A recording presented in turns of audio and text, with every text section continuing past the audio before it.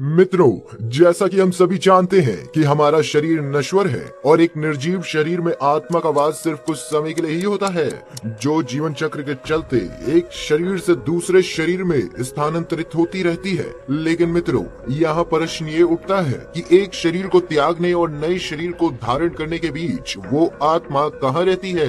ये एक ऐसा प्रश्न है जिसका उत्तर ज्यादातर मनुष्य को नहीं पता। और अगर आप भी ऐसे लोगों में से हैं, तो इन्हीं सब के बारे में जानेंगे, जिसका वर्णन हिंदू धर्म के 18 पुराणों में से एक गरुड़ पुराण में दिया गया है। मित्रों, जैसा कि हम आपको पहले भी बता चुके हैं कि हमारे सनातन धर्म से जुड़े गरुड़ पुराण में मनुष्य के जीवन मरण से जुड़े लगभग सभी रहस्यों को उजागर किया गया है। इन्हीं में से एक में आत्मा के शरीर त्यागने के बाद की यात्रा का वर्णन भी मिलता है, जिसमें हमारे प्रश्न का उत्तर भी निहित है। गरुड़ पुराण में वर्णित है कि जैसे एक आत्मा अपना शरीर त्यागती है, उसे परलोक ले जाने के लिए यम के दूत पहले से ही वहां मौजूद होते हैं, जिन्हें देख अच्छे कर्म करने वाले व्यक्ति की आत्मा तो बड़ी ही आसानी से उनके साथ चल देती है। लेकिन बुरे कर्म करने वालों की आत्मा को यमदूत द्वारा जबरदस्ती खींचकर अपने साथ ले जाया जाता है, जिसके बाद उस आत्मा के साथ वो यमराज के सामने हाजिर होती है, जहां उसे अपने जीवन काल में किए गए अच्छे और बुरे कर्मों का हिसाब देना पड़ता है। और अगले 24 घंटे तक ये आत्मा यही यमलोक में रहती है।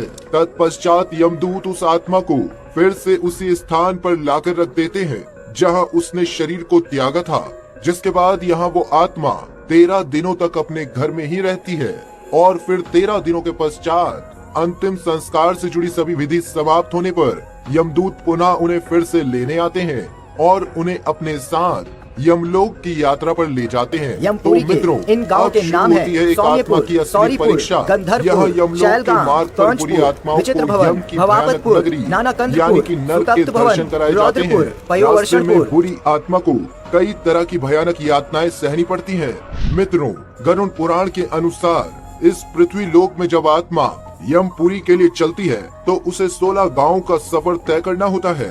जीवन अपने कर्म के अनुसार मनुष्य को इन सभी गांवों में अलग अलग प्रकार के कष्टों का सामना करते हुए अंत में यमपुरी पहुंचना होता है। यमपुरी के इन गांवों के नाम है सौम्यपुर, सौरीपुर, गंधर्वपुर, शैलगाम, कंचपुर, विचित्रभवन, भवापतपुर, नानाकंदपुर, सुतप्तभवन, रौद्रपुर, पयोवर्षणपुर, सीताढयपुर और बहुबीतीपुर। गरुड़ पुराण में यमपुरी के इसी रास्ते में वैतरणी नदी का भी उल्लेख मिलता है। यही नदी बहुत भयानक होती है और इसमें खून और मवाद की धारा बहती है, जिससे पापी आत्मा को पार करने में कई कष्टों से गुजरना होता है। जो व्यक्ति अच्छे कर्म करते हैं या फिर जिनके परिजन विधि पूर्वक कर्म कांड करते हैं, वो आत्मा इस नदी को आसानी से पार कर जाती है। अब मित्रों, गरुड़ पुराण के अनुसार जो मनुष्य अपने जीवन काल में गाय का दान किसी ब्राह्मण को करता है, वो मनुष्य मृत्यु के पश्चात उसी गाय की पूंछ पकड़कर बड़ी ही आसानी से इस वैतरणी नदी को पार कर यमलोक पहुंच जाते हैं।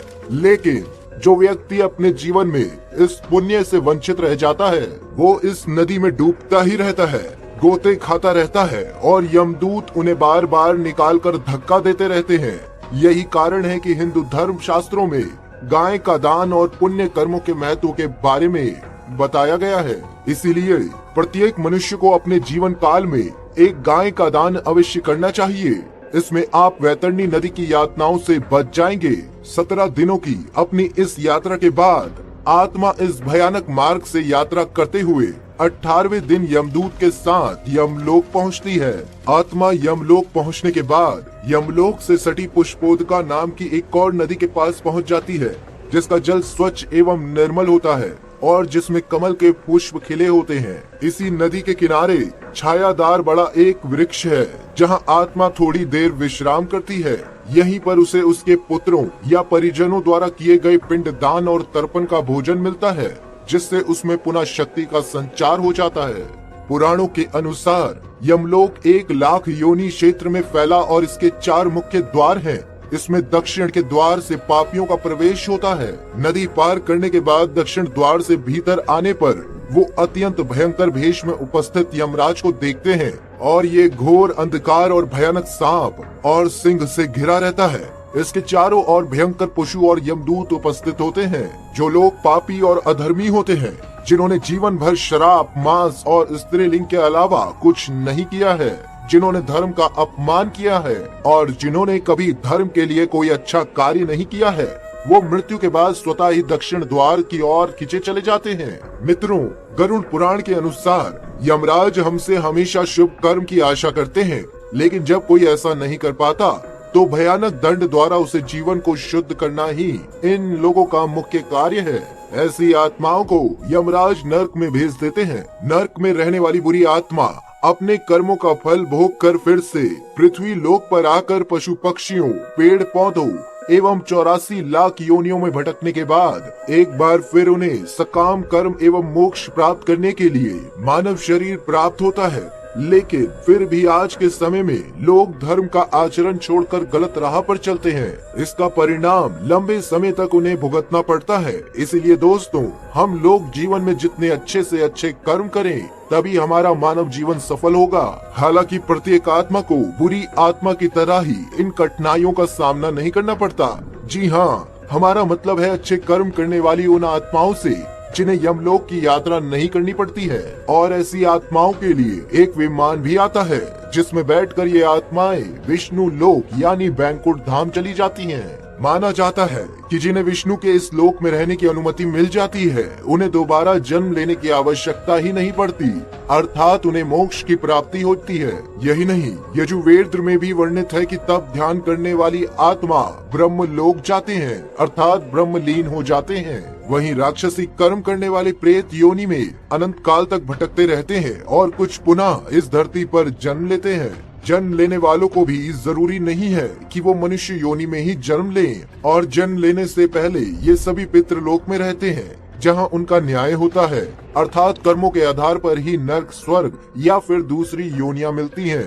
साथ ही यही वो स्थान है जहां उस आत्मा का दूसरे शरीर को धारण करने का समय तय किया जाता है।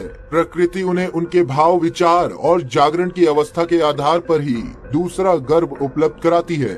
इसे आप ऐसे भी समझ सकते हैं कि जिसकी जैसी योग्यता वैसा ही कर्म, या फिर जिसकी जैसी गति वैसी ही सुगति या फिर दुर्गति, अर्थात आपकी गति का संबंध सीधा आपकी मति से होता है। अर्थात जितनी सुमति का आप इस्तेमाल करेंगे, वो आपको उतने ही सुगति के रास्ते पर ले जाएगी, क्योंकि प्रकृति के नियम के अनुसार आपका दूसरा जन्म तब तक नहीं होता जब तक कि आप पूर्णतः बेहोश और फिर स्मृतिहीन ना हो जाएं, क्योंकि स्मृतिवान व्यक्ति भूत, प्रेत या फिर पितृ योनि में रह जाता है, और जो जागृत होते हैं वे कुछ काल तक अच्छे घर की तलाश में इंतजार करते हैं और फिर अपनी आवश्यकता के अनुसार दूसरा गर्भ धारण करते हैं। तो मित्रों, आज की इस प्रस्तुति में इतना ही।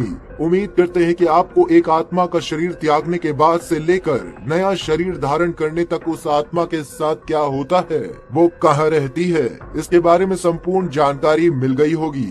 ऐसी और आध्यात्मिक, धार्मिक जानकारियों के लिए सब्सक्राइब करें हमारे YouTube चैनल को।